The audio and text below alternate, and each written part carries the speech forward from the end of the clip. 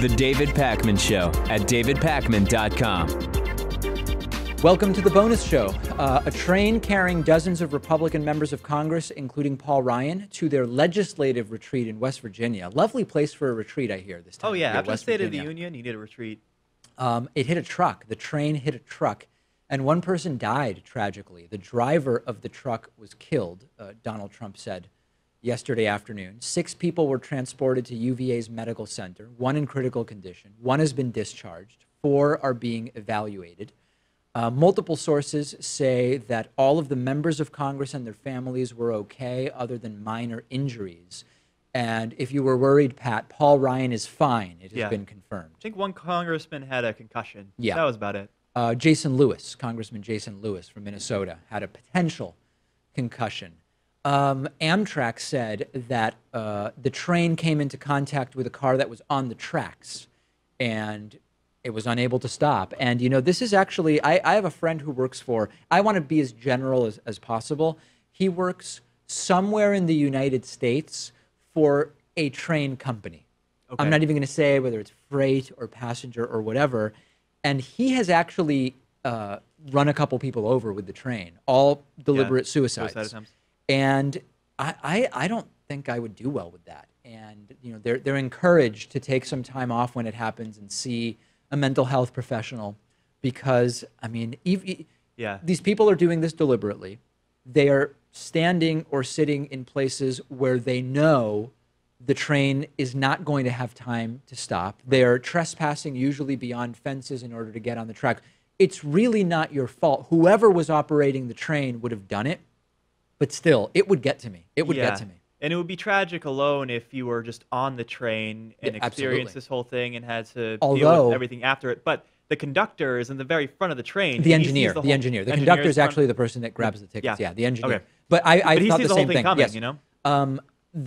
For the most part, they try not to tell, if this were a passenger train, which of course I'm not saying that it is, they try to not say why they're stopped, to not upset the passengers when it happens. Of course, if the passengers want to look into it, they would figure it out, because it's going to end up being reported in whatever local paper of the town you're going through. But I would not. I would have trouble dealing with that. I mean, I just know I would. Well, you certainly can't hide hitting a truck. A person, I guess you can. Very tragic, especially because if you think back, it was only, 10 months ago when Steve Scalise and others were shot. Maybe it was just Scalise that was shot at that baseball game, the Republican baseball practice. And some of those members were also on this train. Right. Like Jeff Flake and Congressman Wenstrup. Not a good year. Were part of the first responders. Yeah. What else did I want to say about this? I mean, generally, some people are saying, look, another Amtrak crash, but this has nothing to do with the one that happened a month or 2 ago. No. That one was related to a train that was going too fast. This was a truck was on the tracks and the train couldn't stop in time. It's a very different situation. Yeah, got to see that investigation as to why the truck was stopped on the tracks, you know? Sometimes really. It's people behaving stupidly. Sometimes it's the truck breaks down, although that's seriously bad. Yeah. I don't know if luck is the right word, but it's small odds that you're going to have a breakdown right when you're on the tracks, you know? Yeah, some of these congressmen were talking about going home or returning back to Washington. If this happened to me, I don't know if I could go on that retreat after probably such not. a thing. No, I'd probably want to go home. Yeah. An orca, known to some as a killer whale, has been taught by scientists to copy human speech. Whales are known for vocalizations that are speech-like, and they're significantly complex. Not as complex, I guess I would say, as human language, but relatively complex in terms of the unique pattern that doesn't repeat. And researchers were studying a 14-year-old female orca named Wiki, who was well-trained and had been taught to copy behaviors in a previous study. And she's able to mimic English words like hello, bye-bye, and 1-2, as well as her trainer's name, Amy.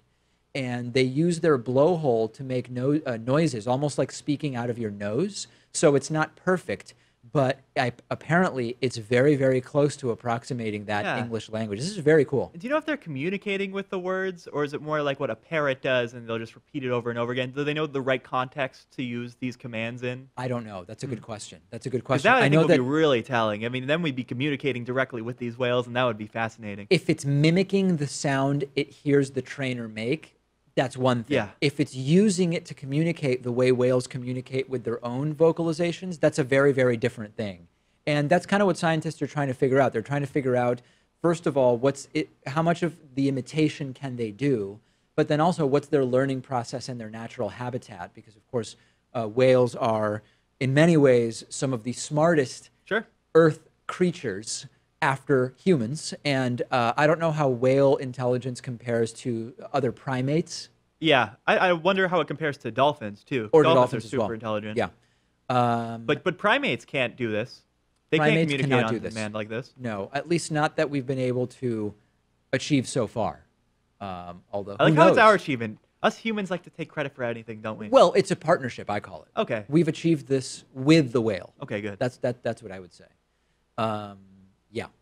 Very, very interesting. And I've always been interested in whales and peace and love. I mean, we know that these orcas are incredibly intelligent, just like dolphins. And you have to imagine when they're out in the ocean and there's just so much space out there, they have to be able to have a means of communicating with one another. Which they do. And they developed that over, I don't know, generations and generations and generations. Many, many generations, yes. Yeah, so I guess they can communicate with us now, too. Have you found, or have you read, I believe it's the blue whale, that has such long, complex songs or vocalizations.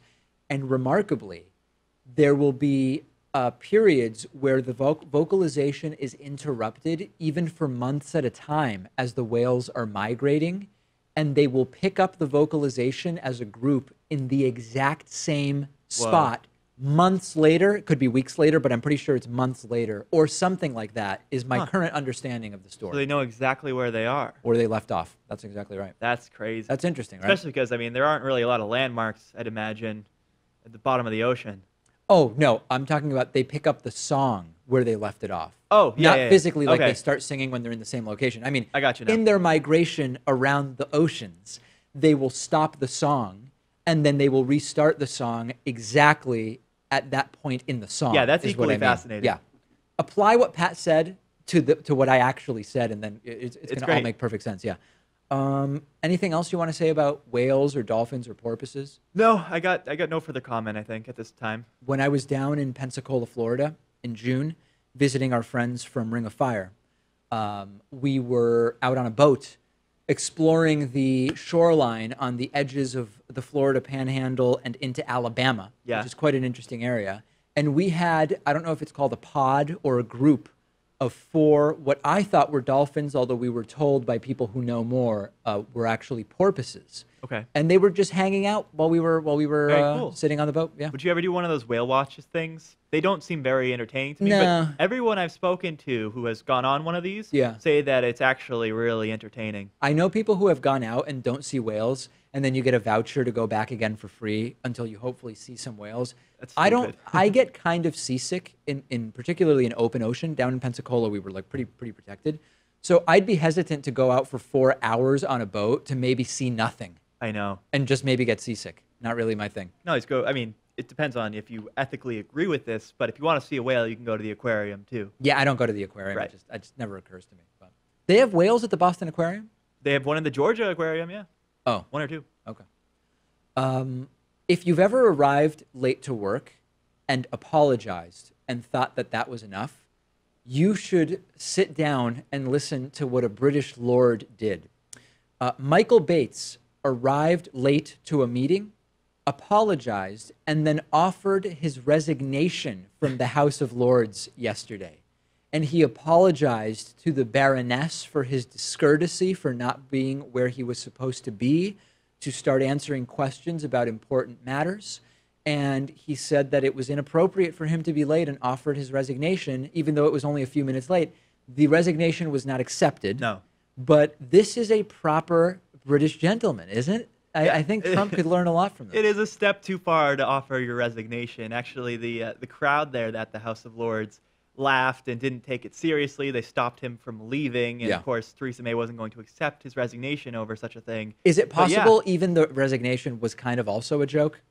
Or was it completely serious, his offer to resign? No, I watched the video. I thought it was serious. Authentic. Yeah, he takes his role very seriously. Well, Baroness Lister believed that his long track record of showing up on time did not warrant a resignation for this one event. I've actually tried to resign from this show, and Pat hasn't allowed me to, which is crazy. Well, you were late. I was late one day, and yeah. Got to be on time. I tried to resign, and Pat said it wasn't necessary. And I was like, all right, well, that's good. Yeah. I mean, I'm usually here before you, but every now and then, once in a blue moon, I will show up here after you, and I always feel bad, like I've let you down. But usually it's just because of like snow or traffic or something beyond my control. Yep, or cuckoldry. And I haven't resigned over it yet. Yeah, not yet.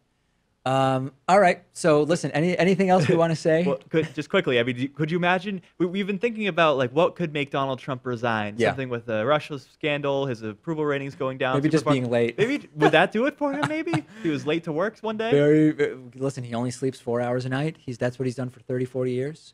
And he's always on time, he's always working, and all that stuff. It's an interesting thing to contrast. It is weird.